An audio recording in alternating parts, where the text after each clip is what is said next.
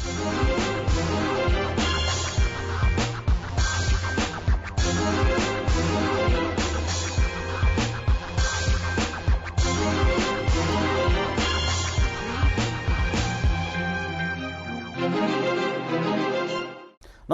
Welcome to my show 1 to 1.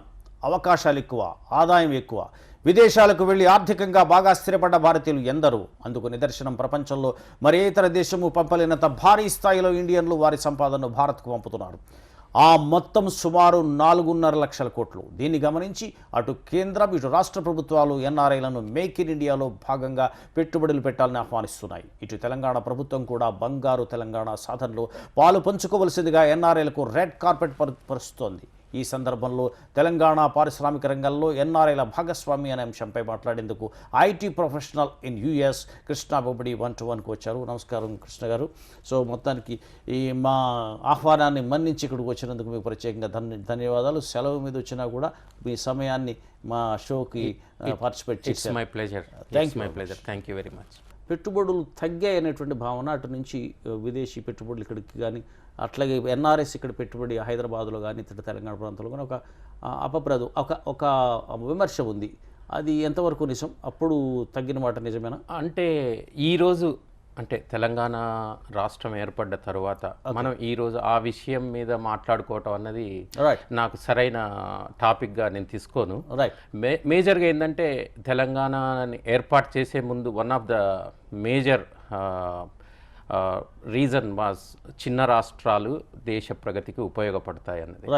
అయితే Telangana government ఏర్పడ్డ తర్వాత నేను నోటీస్ చేసింది, అబ్జర్వ్ చేసింది, విన్నది ఏంటంటే చిన్న రాష్ట్రం వల్ల తెలంగాణ ప్రజలకు గవర్నమెంట్ యాక్సెస్, సెక్రటేరియట్ యాక్సెస్, అంటే యాక్సెస్ అన్నది పెరిగింది అని, మినిస్టర్స్ యాక్సెస్ కానీ, మినిస్టర్స్ టు సీఎం యాక్సెస్ కానీ పెరిగింది అన్నది నా అభిప్రాయం.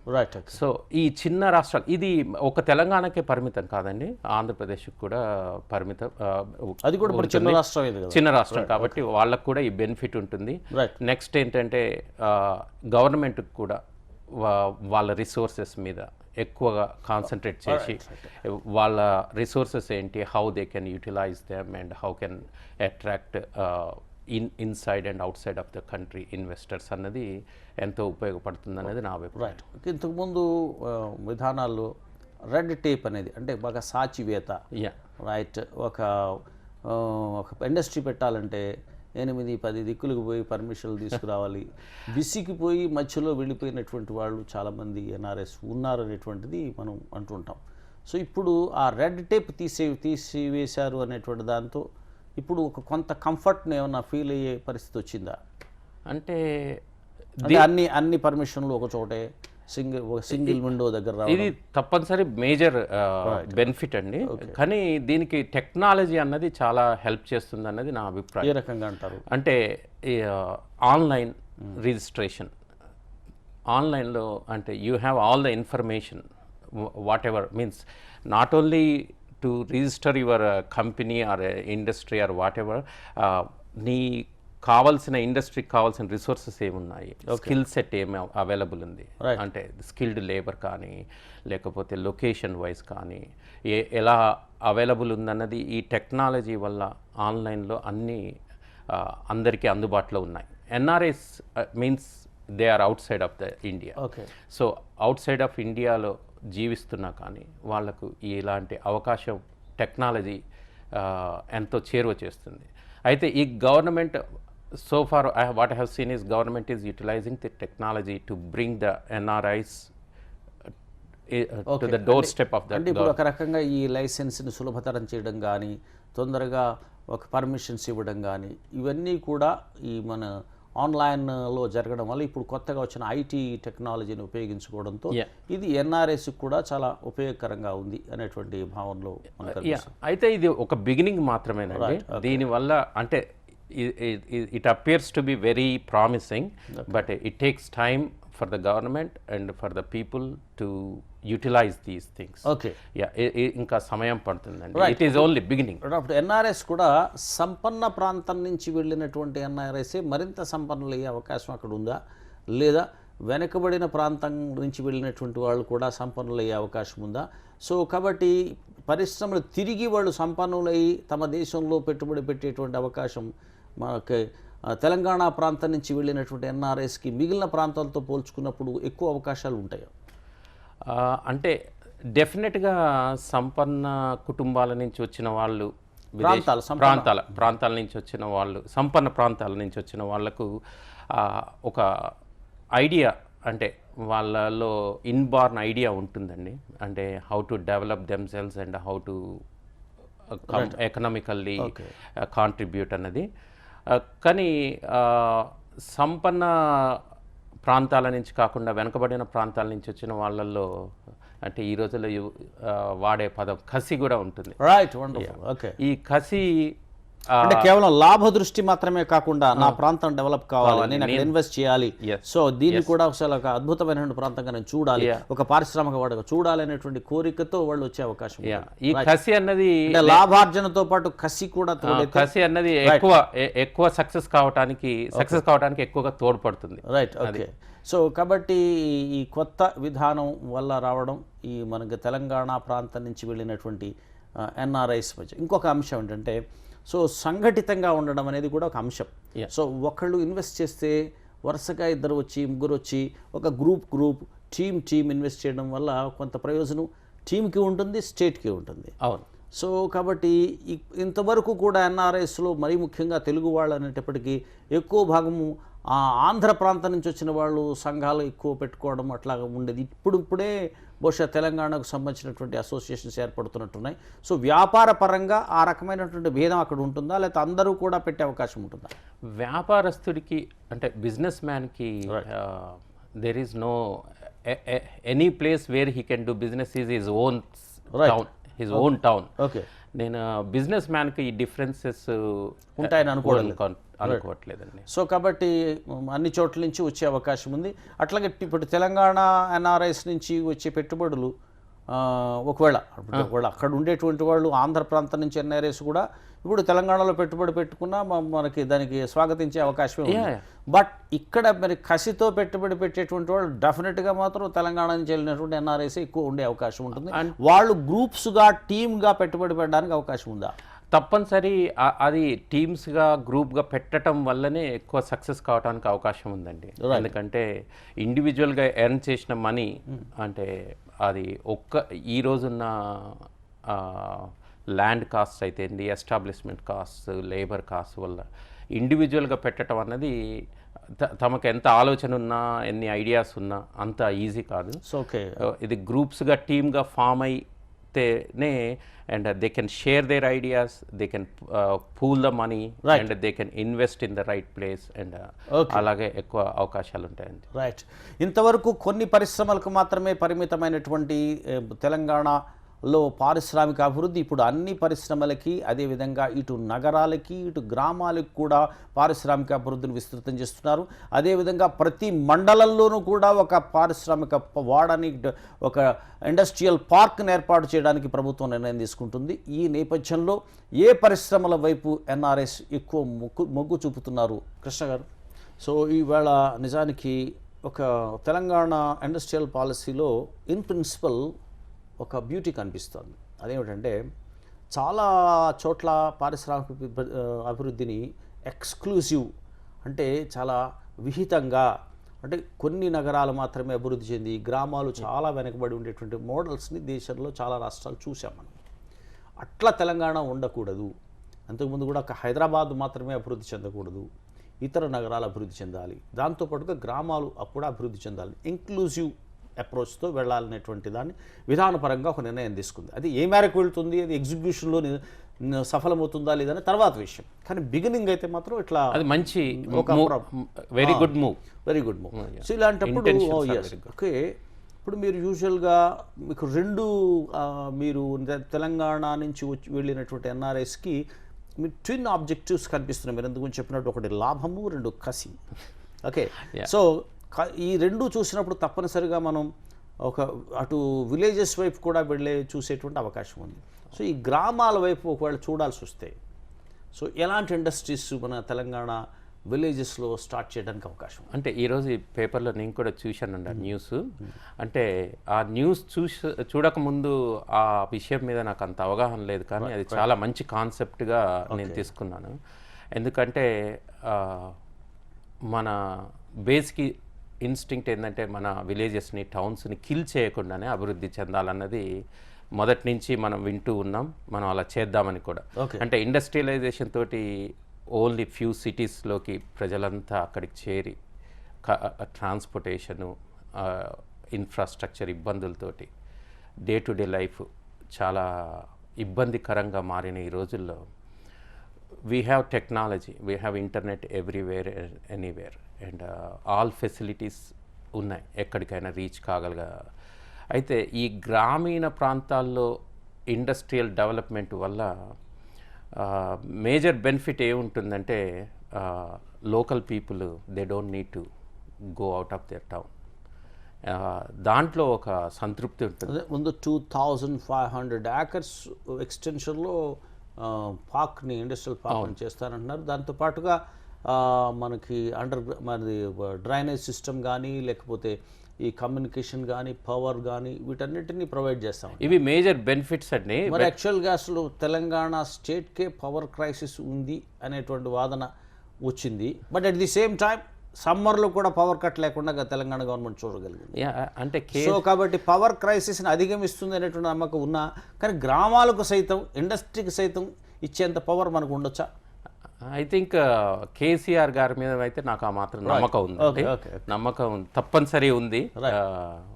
ఎందుకంటే ఏదో నమ్మకం, ఏదో అభిమానంతో ఉన్న నమ్మకం కాదు. ట్రాక్ రికార్డ్ ఇన్ 1 yearలో చూసిన ట్రాక్ రికార్డుని బట్టి వారి ప్లానింగ్, స్ట్రాటజీ, దాని గురించి పెద్దగా గొప్పలు ముందుగానే చెప్పకపోవటం, దాన్ని చేసి చూపించడం ద్వారా నాకు గట్టి నమ్మకం ఉంది. Right. Okay. Suppose you are from Nalgonda district, Suryapet వచ్చారు. సో మీరు ఆ నల్గొండ జిల్లాలో ఒక కొన్ని ఏ మండలాల్లో ఇండస్ట్రియల్ పార్క్స్ వచ్చాయనుకోండి. సో మీరు అక్కడ మీరు కానీ మీ మిత్రులు కానీ ఇన్వెస్ట్ చేయాలనుకున్నారు అనుకోండి, పలానా చోట ఇదిగో ఈ ఇండస్ట్రీ అయితే బాగుండే అవకాశం ఉంది అనేటువంటిది. అంటే నా స్పెసిఫిక్ నా గురించి ఆన్సర్ చేసే ముందు ఇన్ జనరల్గా ఇలాంటి వాటి వల్ల ఏమవుతుందంటే మనం పుట్టి పెరిగిన ప్రాంతంలో ఉన్న రిసోర్సెస్, అవకాశాలు ఇన్బార్న్ మనకు ఏర్పడతాయి. అలాగే NRIs when they live out of the country and they see means they have 2 places. One is India and wherever other country you live in. వాళ్ళు అక్కడ ఉన్న టెక్నాలజీ కానీ, సదుపాయాలు కానీ, వాటన్నిటిని చూసినప్పుడు వాట్ వీఆర్ మిస్సింగ్ హియర్ అన్నది. అయితే అక్కడి ప్రజలకు ఇక్కడ మనం చూసిన దాంతో, నేర్చుకున్న దాంతో మనం ఎలా బెనిఫిట్ వాళ్ళకి చేకూర్చొచ్చు, మనం బిజినెస్ పరంగా, ఇండస్ట్రియల్ పరంగా. అక్కడ మీకున్నటువంటి ఎక్స్పోజర్ పరంగా కానీ, ఇండస్ట్రీ పెట్టడం వల్ల కానీ ఉండేటువంటి ఎక్స్పోజరు, ఆ నోహౌని, ఆ అనుభవాన్ని తీసుకుని వచ్చి మనం ఇక్కడ అంటే ఒక మోడర్న్ ఎన్విరాన్మెంట్లో ఒక పరిశ్రమ ఎట్లా కూడా ప్రారంభించవచ్చు, ఇది కూడా చూపించవచ్చు అనేటువంటి అంశాలు. ఇప్పుడు అలాంటి చూసినప్పుడు ఇక్కడ చాలా ఇప్పుడు మనకి తెలంగాణ మొత్తం మీద పెట్టడానికి మనకు ఆల్మోస్ట్ ఒక 13 to 14 ఏరియాస్ని ఐడెంటిఫై చేశారు. అందులో ప్రధానంగా మనకి ఆల్రెడీ ఇక్కడ తెలంగాణకి ఒక ప్రత్యేక ఫార్మాస్యూటికల్ అంటే వెంటనే తెలంగాణ గుర్తొస్తుంది. అట్లాగే మనకి ఇతర మినరల్స్ కానీ, లేకపోతే మన జెమ్స్ ఉంటాయి కదా, జెమ్స్కి సంబంధించి కానీ, ఇట్లాంటి చాలా కన్వెన్షనల్గా ఉన్నటువంటి ఇండస్ట్రీస్ చాలా ఉన్నాయి. సో ఇప్పుడు మనకి విలేజ్ అనేటప్పటికీ అగ్రో బేస్డ్ ఇండస్ట్రీ, వ్యవసాయ ఆధారమైనటువంటి పరిశ్రమలు ఏమన్నా పెరిగే అవకాశం ఉందా? సో దాన్ని అగ్రో బేస్డ్ ఇండస్ట్రీస్ ఇప్పుడు యూఎస్లో చూసుంటారు, అమెరికాలో చూసుంటారు, వ్యవసాయ ఉత్పత్తుల ఆధారంగా ఉన్నటువంటి పరిశ్రమలు కానీ అక్కడ చేసినట్టుగా ఇక్కడ చేయడానికి ఏమన్నా అవకాశం ఉందా? Can you make any suggestion? అంటే మీరు అక్కడ అనుభవాన్ని ఇక్కడ వాడే అవకాశం ఉందన్నారు కాబట్టి. అనుభవాన్ని తప్పనిసరి వాడే అవకాశం ఉందండి. కానీ agro related industries, food processing ఉందనుకోండి, అంటే కమర్షియల్ క్రాప్స్ తగ్గిపోవటం, అంటే అలాంటి వాటిల్లో మేజర్గా తప్పనిసరి అక్కడ అంటే టెక్నాలజీ వ్యవసాయ ఉత్పత్తులని ముడి పదార్థంగా తీసుకుని పరిశ్రమలు పెట్టే దాంట్లో ఏంటంటే వ్యవసాయ ఉత్పత్తుల నుంచి వచ్చిన వాటిల్లో మనకు అంటే దాని చివరి వరకు కాపాడుకోవటానికి ఫుడ్ ప్రాసెసింగ్ రైట్ టెక్నాలజీస్ని యూజ్ చేసుకొని వాటిని మనం పూర్తిగా వినియోగించుకుంటే తప్పనిసరి అది బిగ్ బెనిఫిట్ అవుతుంది.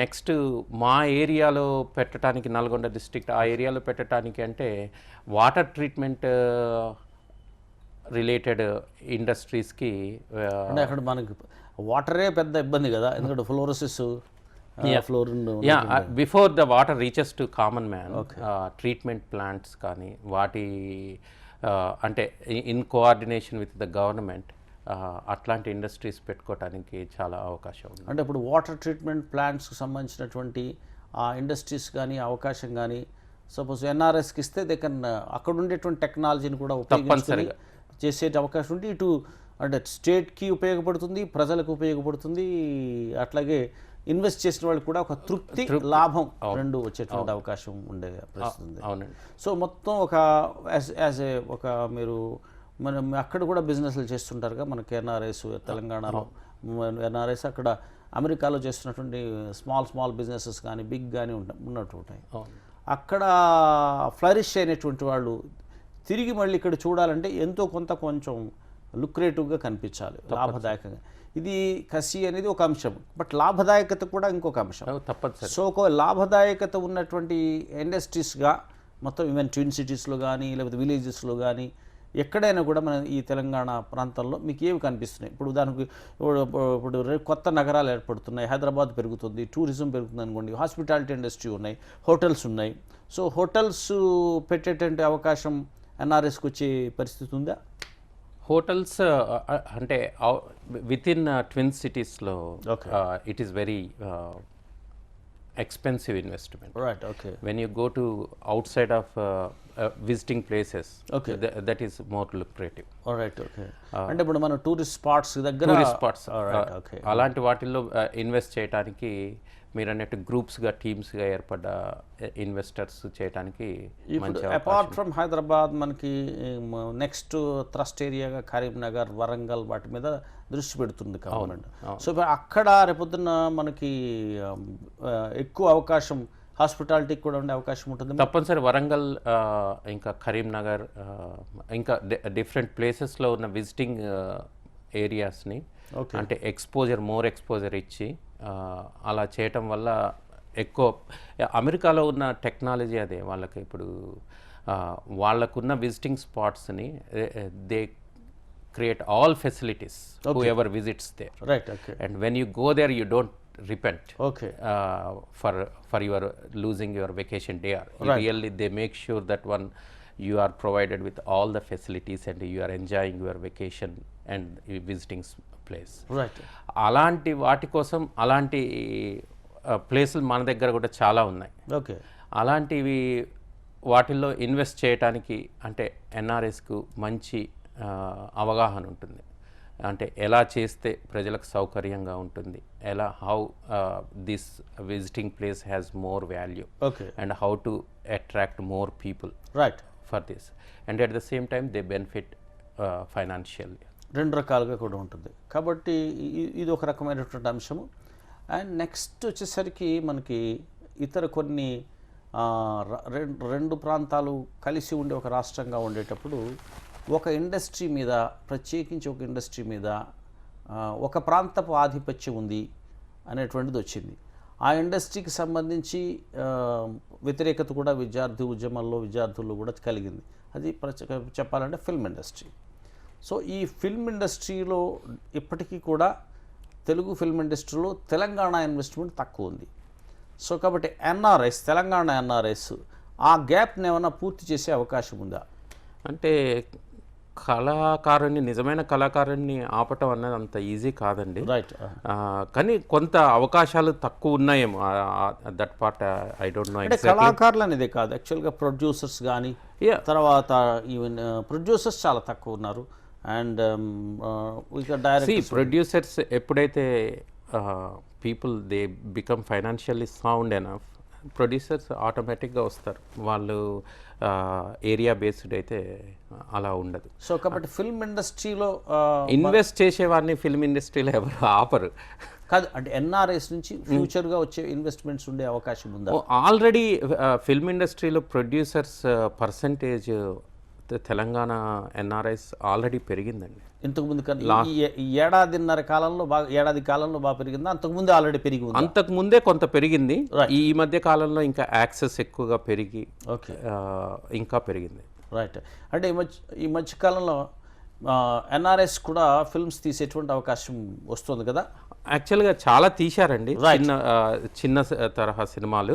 అంటే అవి ఎన్ఆర్ఐస్ తీశాయని చాలా మందికి తెలియదు. రైట్. యా, మీరు అంటే ఫస్ట్ నేమ్ లాస్ట్ నేమ్ అలా చూస్తే కొన్ని సినిమాలకు తెలుస్తుంది. రైట్. కానీ already they are in the field. Right. So ఇప్పటికే వెనకబడి ఉన్న పెట్టుబడి విషయంలో వెనకబడి ఉన్నారు అనేటువంటి భావన మరి ముఖ్యంగా సినిమా రంగంలోనూ మీడియా ఇండస్ట్రీలోనూ కూడా ప్రధానం కనిపిస్తోంది. అయితే ఈ రంగాలలో తప్పనిసరిగా ఎన్ఆర్ఎస్ పెట్టుబడులు పెట్టడాన్ని ఆహ్వానిస్తున్నట్టుగా తెలంగాణ ప్రభుత్వం మనకి సంకేతాలు పంపిస్తోంది. ఆ విధమైనటువంటి ఆహ్వానాన్ని అందుకుని భవిష్యత్తులో తప్పనిసరిగా తెలంగాణ పెట్టుబడి మరి ముఖ్యంగా తెలంగాణ ఎన్ఆర్ఐల పెట్టుబడి ఇండస్ట్రీలో పెరిగే అవకాశం ఈ మేరకు ఉంది. అదేవిధంగా చిన్న సినిమాలు తీయడం ఇంతవరకు మొదలుపెట్టిన ఈ ఎన్ఆర్ఐస్ భవిష్యత్తులో భారీ బడ్జెట్ చిత్రాల వైపు వెళ్తారా? కృష్ణ గారు అంటే ఇప్పుడు యాక్చువల్గా ఇది ఎందుకోసం మనం మాట్లాడుతున్నాం అంటే ఇంతకుముందు ఉమ్మడి రాష్ట్రంలో మద్రాసు నుంచి హైదరాబాద్ ఫిల్మ్ ఇండస్ట్రీ రావడం కోసం చాలా అప్పట్లో చీఫ్ మినిస్టర్ చాలా అప్పటి ముఖ్యమంత్రులు చేశారు. అదే విధంగా ఈ చాలా గ్లేరింగ్గా కనిపించేది ఏంటంటే తప్పనిసరిగా ఈ చాలా విషయాల్లో సినిమా రంగం అనేది ఇండస్ట్రీలో పెద్ద అంశంగా కనిపిస్తూ వచ్చింది. సో అందులో ప్రధానంగా హీరోలు కానీ ఇప్పటికి కూడా తెలంగాణ నుంచి వచ్చిన హీరోలు తక్కువ, ఇలాంటి చర్చలు అన్నీ ఉన్నాయి. ఇది వ్యాపారపరమైన అంశం కాదు కాబట్టి దీని ఇండస్ట్రీ యాజ్ ఎ హోల్ చూసుకున్నప్పుడు ఇప్పుడు అట్లాగే ఇండస్ట్రీ మొత్తం హైదరాబాద్లో ఉంది. ఇప్పటి వరకు కూడా ఈ ఇండస్ట్రీ ఎక్కడైనా కూడా అటువైపు మరలిపోతుంది అనేటువంటి సంకేతాలు అయితే ఇంతవరకు లేవు. ఇక్కడ ఉన్నటువంటి పెద్ద ప్రొడ్యూసర్స్ కానీ డైరెక్టర్స్ కానీ హైదరాబాదే కంఫర్టబుల్గా ఉన్నట్టుగా భావిస్తున్నారు. కాబట్టి ఇండస్ట్రీ ఇక్కడే ఉండిపోతున్నప్పుడు డెఫినెట్గా ఈ ఇండస్ట్రీ చాలా పటిష్టమైనటువంటి ఇండస్ట్రీలు ఒక ప్లేస్ డెఫినెట్గా ఎన్ఆర్ఎస్ సాధించాల్సినటువంటి అవసరాన్ని ఏమైనా ఫీల్ అవుతారా? పైపచ్చి మీకు యూఆర్ ఎక్స్పోజ్ టు హాలీవుడ్ అలాంటి పెద్ద పెద్ద ఫిల్మ్ మేకింగ్ ఇన్స్టిట్యూషన్స్ ఫిల్మ్ మేకర్స్తో ఎక్స్పోజ్ ఉన్నటువంటి వాళ్ళు ఆ అనుభవంతో ఇక్కడ సినిమాలు తీసేటువంటి ప్రయత్నం ఏదైనా ఆలోచన వచ్చేదా? అంటే సినిమాలు థియేటర్లో అంటే టెక్నాలజీ యూజ్ చేసుకొని హాలీవుడ్ లెవెల్లో మూవీస్ తీస్తేనే దాంతో పెద్ద మనీ చేయటం అన్నది ఉండదండి.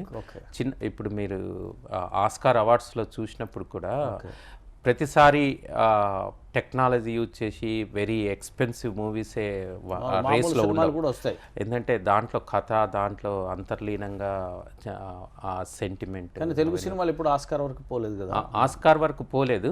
కానీ అంటే మీరు అనే హాలీవుడ్వి ఎలా హెల్ప్ అవుతాయంటే అవి మీకు ఒక ఐడియా ఇస్తుంది. ఎలాంటి మూవీస్, చిన్న మూవీస్ తీసినా కానీ ప్రజలకు ఎలా చేరువ కావాలి అన్నది. అంటే the way you narrate the story and the way you show the relations and ఇలాంటి బేస్డ్ తీసినా కానీ ప్రజలకు రీచ్ అవుతుంది. Experimental movies, alternative movies NRIs తీసినవి చాలా వచ్చాయి ఇప్పుడు, అంటే వచ్చే నడుస్తున్నాయి. అవును, బాగున్నాయి. అయితే దీంతో పాటుగా కొంచెం ఇన్వెస్ట్మెంట్ ఎక్కువ పెట్టి తీయడం వల్ల ఇండస్ట్రీ పెరిగే అవకాశం ఉంటుంది కదా, అలాంటివి ఉంది. అంటే క్వాలిటీ తప్పనిసరి బెటర్గా ఉంటుంది. క్వాలిటీ బెటర్గా ఉన్నప్పుడు, టెక్నికల్ క్వాలిటీ బెటర్గా ఉన్నప్పుడు చూసే వాళ్ళు కొంత సంతృప్తి ఉంటుంది. రైట్. అయితే ఇంకా ఎక్కువ అంశం ఏంటంటే మనం హాస్పిటాలిటీ గురించి మాట్లాడాం, తర్వాత ఫిల్మ్ ఇండస్ట్రీ గురించి మాట్లాడాం, ఇంకా మిగిలిన ప్రధానమైనటువంటి హైదరాబాద్ అనగానే గుర్తొచ్చేటువంటి ఐటీ, జనరల్గా ఐటీ అనేది next real estate. So IT real estate రంగంలో ఇప్పటికే ఎన్ఆర్ఎస్ బాగున్నారు. సో వీటి యొక్క శాతం పెరిగే అవకాశం ఉంది ఇంకా ఇన్ ఫ్యూచర్? ఇంకా వీటి శాతం పెరగటం అంటే యాక్చువల్గా 2 ఏరియాస్ అండి. ఒకటేమో out sourcing from other countries, okay, and local business. మొదటి నుంచి లోకల్ బిజినెస్ అంటే మన వాళ్ళు అసలు మీకు అమెరికా లాంటి దేశాలకు వెళ్ళడానికే కారణమైంది ఐటీ. అవును.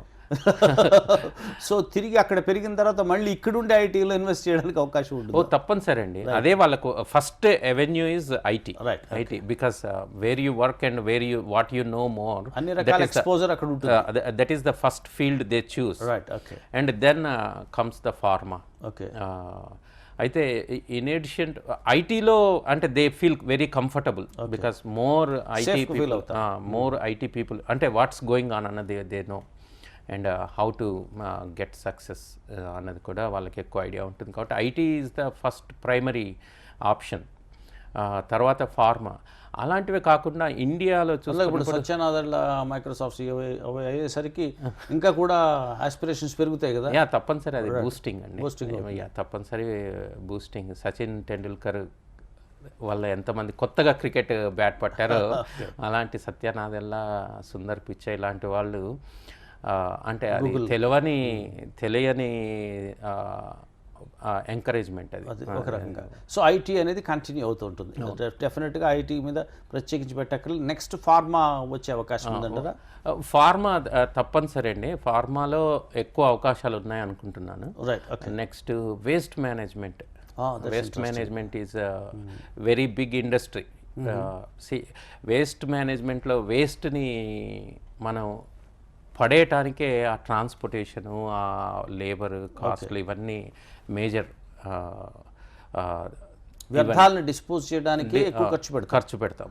అయితే ఈ వేస్ట్ మేనేజ్మెంట్ చేయటం వల్ల ఈ పెట్టే ఖర్చుకు రిటర్న్స్ ఉంటాయి. Next at the same time recycling ఎన్విరాన్మెంటల్గా ఎంతో హెల్ప్ఫుల్గా ఉంటుంది. ఓకే.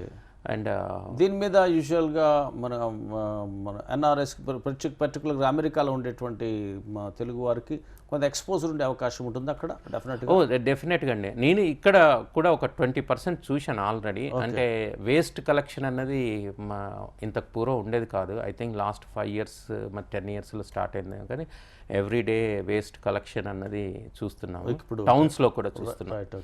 అయితే ఈ వేస్ట్ ఒక రకంగా దీని మీద ఇన్వెస్ట్ చేస్తే, దీన్ని లుక్రేటివ్గా మారిస్తే కేంద్రం అనుకుంటేటువంటి స్వచ్ఛ భారత్ కానీ ఇవన్నీ నిజమయ్యే అవకాశాలు ఉంటాయి. తప్పనిసరి ఉంటుందండి. అది స్వచ్ఛ భారత్ కూడా హెల్ప్ అవుతుంది. రైట్. ఓకే. సో ఈ ఇండస్ట్రీస్ కాకుండా మనకి ఇంకొక తెలంగాణ అనగానే మనకి ప్రధానంగా ఒక విషయంలో చాలా ఫీల్ అయ్యేవాళ్ళం. అంటే కేజీ నుంచి పీజీ వరకు ఇది కొత్త నినాదం ఇవ్వడం వెనకాల ఒక కారణం ఉంది. ఎందుకంటే కార్పొరేట్ విద్య అంతా కూడా దాదాపు ఒక ప్రాంత వాసుల చేతుల్లో ఉంది. సో వాళ్ళేమో ఇక్కడ ఈ జంట నగరాల దగ్గర నుంచి మన తెలంగాణ పల్లెల వరకు విస్తరించి ఉన్నారు. సో ఈ విద్యారంగంలో, కార్పొరేట్ విద్యారంగంలో ఎన్ఆర్ఎస్ ఏమైనా దృష్టి పెట్టే అవకాశం ఉందా? అంటే ఎన్ఆర్ఎస్ ఎంతవరకు దృష్టి పెడతారు అంటే అది ఆలోచన మాత్రం చాలా ఉందండి. అంటే ఈ రోజుల్లో చిన్నపిల్లల అంటే ఈ చైల్డ్హుడ్ అన్నది ఇండియాలో చాలా ఘోరంగా ఉంది. అంటే 8th క్లాస్ నుంచి 9th క్లాస్ నుంచి వాడు 4 o'clock 5 o'clock నుంచి నైట్ 9 వరకు ఈ స్కూల్ సిస్టంలో అంటే వాళ్ళని వేధించినట్టుగా అనిపిస్తుంది. వాళ్ళకు లెర్నింగ్ స్కిల్ని తగ్గించేసి వాళ్ళని ఇబ్బందికరమైన విద్యా విధానం ఉన్నట్టుగా చాలామంది ఎన్ఆర్ఐలు ఫీల్ అవుతారు. రైట్. ఓకే. ఇంటర్మీడియట్లో యూజువల్గా ప్రాథమిక విద్యకు అలాంటి వాటిని ఇప్పుడు మీరు హైదరాబాద్ ట్విన్ సిటీస్లో చూస్తే ఇంకొక విషయం ఏంటంటే, మీరు అలా చదివించి ప్రాథమిక విద్య అట్లా చదివించిన తర్వాత ఇంటర్మీడియట్లో ఒక ఇంజనీరింగ్ విద్యకు పంపించిన తర్వాత వాళ్ళు ఏ కంప్యూటర్ విద్యను చదివిన తర్వాత కానీ వాళ్ళు అమెరికాకు రాలేకపోతున్నారు. మళ్ళీ మీరు ఇక్కడికి వచ్చి ఆ విద్యను డిస్టర్బ్ చేస్తే మరి మళ్ళీ ఎప్పటికి ఇక్కడి నుంచి అమెరికాకు వెళ్ళే వాళ్ళ సంఖ్య కూడా తగ్గుతుంది. అంటే అమెరికాకు పోవటం అన్నదే డెస్టినేషన్ కాదండి, డెస్టినేషన్ కాదు. మీరు ఇండియాలోనే అమెరికాని సృష్టించవచ్చు. Okay, wonderful. అది రైట్. ఇప్పుడు మీరు ఇంటర్మీడియట్ డిగ్రీకి సంబంధించి మనం చూసుకున్నప్పుడు చాలామంది ఇక్కడి నుంచి వెళ్ళి మనకి బిఎస్లు ఎంఎస్లు అక్కడ చదువుతుంటారు కదా. సో ఇక్కడ చదివే ఖచ్చితంగా ఇండియన్స్ కోసమే ఉన్నట్టు కొన్ని యూనివర్సిటీస్ ఉన్నాయి అక్కడ. అంటే అక్కడికి అంటే విద్యార్థులే కాకుండా టీచ్ చేసేవాళ్ళు కూడా ఇండియన్సే ఉండేటువంటి పరిస్థితి ఉంది. సో అలాంటి సందర్భాల్లో అలాంటి యూనివర్సిటీస్ని, అలాంటి ప్రైవేట్ యూనివర్సిటీస్ని అంటే అంతకన్నా ఉన్నత ప్రమాణాలతో ఇక్కడ మనం సృష్టించగలిగినప్పుడు వీళ్ళు అక్కడికి వెళ్ళక్కర్లేదు కదా. అలాంటి పని మనం ఏమన్నా విద్యారంగంలో ఇన్వెస్ట్ చేసి విద్యారంగంలో coordination with foreign universities is very helpful. Right, okay. ఎందుకంటే అది ఓన్లీ అంటే ఫారిన్ యూనివర్సిటీ కోఆర్డినేషన్ పెట్టుకునే ఇక్కడ మనం తయారు చేసుకోవచ్చు కదా. అవును, అదే అంటున్నాను. ఇక్కడ యూనివర్సిటీస్కు అక్కడికి కోఆర్డినేషన్ అనుసంధానం చేసుకోవచ్చు, దానివల్ల చాలా హెల్ప్ఫుల్గా ఉంటుంది. రైట్. అయితే ట్విన్ సిటీస్లో ఆల్రెడీ ఇంటర్నేషనల్ స్కూల్స్ అని కొన్ని ఉన్నాయి కదా, అవి they are very expensive. Right. కానీ వై అంటే ఈ సంపన్న కుటుంబాల పిల్లల్ని ఇంటర్నేషనల్ స్కూల్స్లోకే ఎందుకు పంపిస్తున్నారు? రైట్. వాళ్ళు ఎంసెట్ ఓరియంటెడ్ కాకుండా. ఓకే. ఎందుకంటే learning pattern, teaching pattern is completely different. ఒక రకమైన షిఫ్ట్ వస్తుంది. Shift wonderful. అయితే నేను అనుకుంటాను ఇది ప్రస్తుతానికి సంపన్న కుటుంబాలకి పరిమితం. ఇంకా మనకి ఎగువ మధ్య తరగతి, దిగువ మధ్య తరగతికి కూడా రావాలి. అది తప్పనిసరి వస్తుంది. రైట్, వస్తుంది. ఏంటంటే ఇప్పుడు మిడిల్ క్లాస్ పీపుల్లో ఓన్లీ ఎంసెట్, ఇంజనీరింగ్, మెడిసిన్, అదే కాకుండా పిల్లల్ని న్యాచురల్గా వాళ్ళని గ్రో కావటానికి వాళ్ళ ఇలాంటి స్కూల్స్ ఎడ్యుకేషన్ సిస్టమ్ అన్నది ఉపయోగపడుతుంది. కంప్లీట్గా యుఎస్ ఎడ్యుకేషన్ సిస్టమ్ కూడా ఇండియాకు పనిచేయదండి. కొంతవరకు మంచిని తీసుకోవాల్సింది ఉంటుంది దాంతో. అయితే already NRIs schools education side investment చేశారు, ట్విన్ సిటీస్లో చేశారు. అది ఇంకా టౌన్ లెవెల్స్, విలేజ్ లెవెల్కి కూడా పోతుందని అనుకుంటున్నాను. ఇప్పుడు అంటే యాక్చువల్లీ ఇప్పుడు వచ్చినటువంటి ఇండస్ట్రియల్ పార్క్ ఇవన్నీ ఉండడం వల్ల కొంత అక్కడ కూడా బాగా చదువుకున్నటువంటి వ్యక్తులు తమ పిల్లల్ని ఎక్కడ చదివించాలని ఆలోచన వస్తుంది. సో కాబట్టి ఆ స్కూల్ సిస్టమ్ని అక్కడి వరకు తీసుకెళ్లే అవకాశం ఎట్లాగ ప్రైవేట్ రంగంలో మనం ఎప్పుడు చెప్పుకుంటాం కదా, ఫ్రీడమ్ ఫైటర్స్ అందరూ when they went out of India they saw the freedom the people enjoying. Right. When they came back they fought for the Indian freedom. Right. The same way ఈ school system కూడా Indians బయట work చేసుకునే వాళ్ళు NRS బయటకు వెళ్ళి మన దేశాన్ని చూసినప్పుడు what we are missing, ఏది లోటు ఉందో కనిపిస్తుంది. what is the gap, what is the missing అన్నది. అది ఇప్పుడు ఇంటర్నేషనల్ మోహన్ దాస్ కరమ్చంద్ గాంధీ కూడా భారతదేశం అర్థం అవడానికి కారణం సౌత్ ఆఫ్రికా వెళ్ళి చూడడం తప్పనిసరి. ఓకే. అలాంటి వాళ్ళే ఈ ఇంటర్నేషనల్ స్కూల్స్ వెనక ఉన్నారు. ఓకే. ఎందుకంటే ఎడ్యుకేషన్ సిస్టమ్. సో కాబట్టి అంటే ఇటు మీడియా రంగం కానీ లేకపోతే ఇటు ఫిల్మ్ కానీ విద్యారంగం కానీ ఇట్లాంటి సేవా రంగం, హోటల్ హాస్పిటాలిటీ ఇండస్ట్రీ కానీ ఈ సేవా రంగంలో సర్వీసెస్ సెక్టార్లో రావడానికి ఎన్ఆర్ఎస్ దాదాపు ఆసక్తి చూపించేటువంటి ఆసక్తి చూపిస్తారు. They can come up with new ideas, new technologies. పైపచ్చి మీకు యూజువల్గా ఇంకొక అంశం కూడా ఉంటుంది. మీరు ఇక్కడ చదువుకుని వెళ్ళిన వారు కదా, మీరు చదువుకున్నప్పుడు ఇక్కడ పడ్డటువంటి ఇబ్బందులు మీకు తెలుస్తాయి తప్పనిసరి. సో కాబట్టి నెక్స్ట్ జనరేషన్స్ అలాంటి పడకూడదు అనేటువంటి భావన కూడా ఉండే అవకాశం మనకి కనిపిస్తుంటుంది. సో ఈ ఇండస్ట్రీస్ కాకుండా ఇంకా what are the other industries? ఇంకా సపోజ్ ఇప్పుడు మనకి దేశవ్యాప్తంగా కూడా బాగా పెద్ద పెద్ద ఎంఎన్సీస్ కూడా దాని మీద ఆసక్తి చూపుతున్నటువంటి రంగం ఒకటి ఉంది, retail trade industry. So retail trade ఇండస్ట్రీలోకి పెద్ద పెద్ద బిగ్ ప్లేయర్స్ వచ్చేసినా కూడా స్మాల్ ప్లేయర్స్కి కూడా కొంత, మీడియం ప్లేయర్స్ కూడా కొంత స్థానం ఉన్నట్టుగా అనిపిస్తుంది. సో దాని మీద ఏదన్నా కూడా ఇంతవరకు ఆల్రెడీ ఎన్ఆర్ఐస్ దృష్టి పెట్టిన అవకాశం ఉందా? అంటే ఎన్ఆర్ఐస్ మేజర్గా ఆన్లైన్ బిజినెస్కే ఎక్కువ మొగ్గు చూపుతారు. Right, wonderful. ఓకే. అది అంటే రీటైల్ ఎన్ఆర్ఐస్ వచ్చి ఇక్కడ ఫిజికల్ లొకేషన్ పెట్టి ట్రేడింగ్ చేయడానికి కంఫర్టబుల్గా ఫీల్ కావడం కొంచెం కష్టం. రైట్. కానీ దాన్ని ఆన్లైన్ ట్రేడింగ్ ఎలా పర్ఫామ్ చేయాలి, ఎలా యూటిలైజ్ చేసుకొని కస్టమర్కి, సెల్లర్కి కన్వీనియంట్గా ఉండటం ఎట్లా అన్నది చేయగలుగుతారు. ఇవాళ ఈ బిజినెస్ అనేది ప్రపంచం అంతట్లో కూడా ఆకర్షణీయమైనటువంటి పదం. అట్లాగే భారతదేశంలో కూడా ఈ బిజినెస్ పెరుగుతూ ఉంది. సో ఈ బిజినెస్ పెరిగినప్పుడు తప్పనిసరిగా కూడా అది ఎన్ఆర్ఐస్కి మరింత యాక్సెస్ ఉండే అవకాశం ఉంది. ఒకవేళ ఈ బిజినెస్ పెరిగినట్లయితే ఆ మేరకు తెలంగాణ నుంచి వెళ్ళినటువంటి ఎన్ఆర్ఐస్ ఏ మేరకు ఆసక్తి చూపిస్తారు? గారు, ఇవాళ మనకి ఈ బిజినెస్ గురించి మాట్లాడుతున్నారు. ఈ బిజినెస్ నిజంగా ఈ బిజినెస్ అంటే డెఫినెట్గా ఎన్ఆర్ఎస్ ముందు ఉంటుంది. యా సో ఏ మేరకు వెళ్తుంటే ఆ మేరకు వచ్చే అవకాశం ఉంటుంది. సో కాబట్టి ఇప్పటికీ కూడా నడుస్తున్నటువంటి ఈ బిజినెస్లో ఉండేటువంటి కేటగిరీస్ ఏమైనా ఒకటి రెండు చెప్పగలుగుతారా?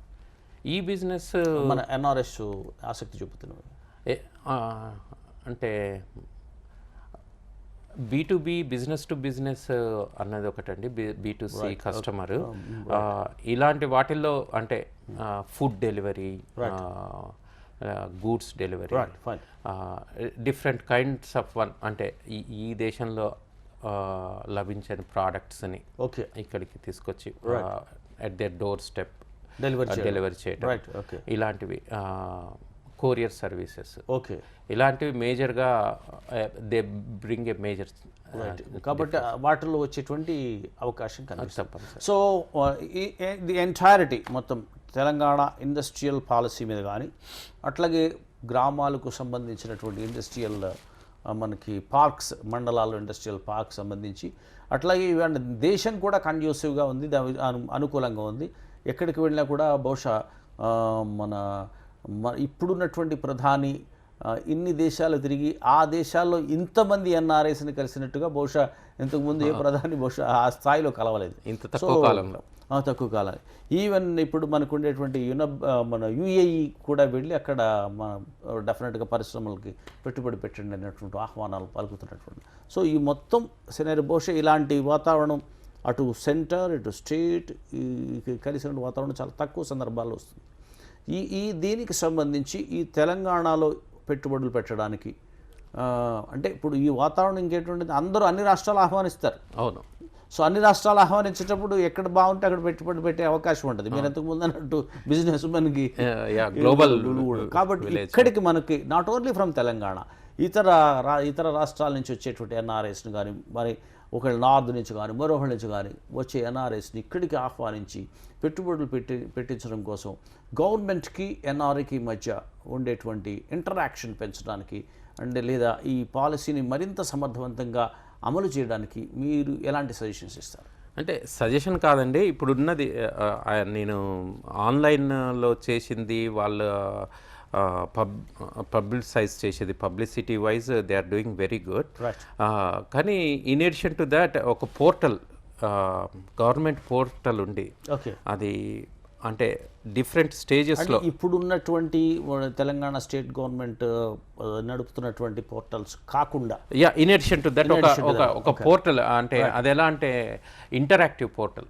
అంటే పొటెన్షియల్ ఇన్వెస్టర్స్ ఉంటారు, అంటే they have some money, they want to invest, they have ideas, కానీ where to go they don't know. Sometimes means we have on a government website we have all the registration policies, what are static information ఉంటుంది.